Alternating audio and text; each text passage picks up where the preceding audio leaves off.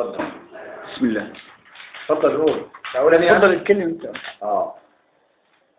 الزهد. جاء رجل إلى النبي صلى الله عليه وسلم قال يا رسول الله دلني على عمل يحبني الله ويحبني الناس.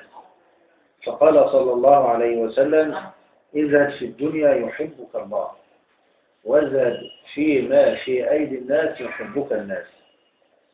أقول والله أعلم أن المفهوم الحقيقي لكلمة الزهد ليس معناه أن الإنسان لا يمتلك شيئا من الدنيا، لأن الإسلام دعا أهله ودعا معتنقيه أن يكون عندهم ما يكفيهم وما يغنيهم عن طلب الغير. إنما الزهد الحقيقي هو أن الإنسان يترك التعلق إلا بالله تبارك وتعالى. يعني ازهد يعني لا تتعلق ما تصل القلب. الله يفتح عليك، لا تتعلق بما تملكه من الدنيا.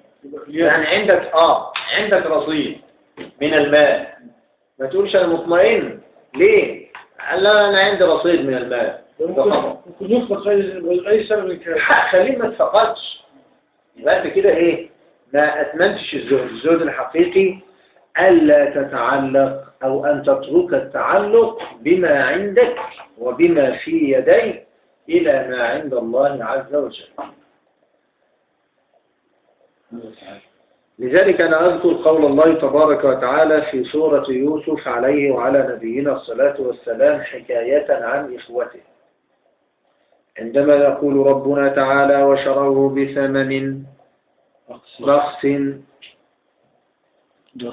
دراهم معدودة وكانوا فيه من الزاهدين.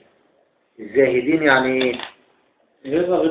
غير راغبين فيه، وبدليل أنهم باعوه بدراهم قليلة، يعني هو عندهم لا يزن شيئا في هذا الوقت، خلاص منه بس.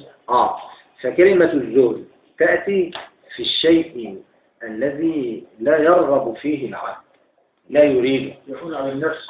فكذلك الله يريد العبادة ويريد المسلمين في هذه الدنيا ألا يريدوا أو ألا يكون همهم إرادة الدنيا.